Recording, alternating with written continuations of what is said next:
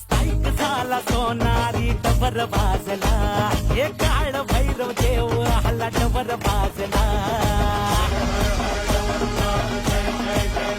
योगेश्वरीचा पती काळ भैरवनाथाच्या नावानं चांगलं.